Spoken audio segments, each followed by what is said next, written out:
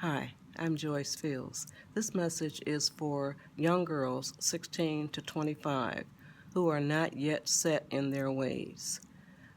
Based on my 63-year relationship and 53-year marriage, I state that 80% of the success of a relationship rests on the shoulders of the female.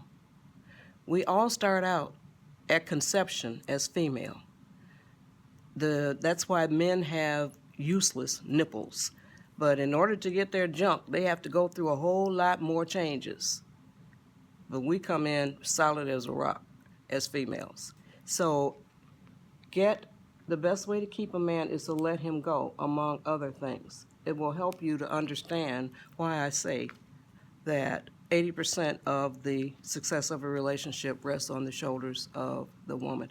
At goodshortbooks.com. Bye.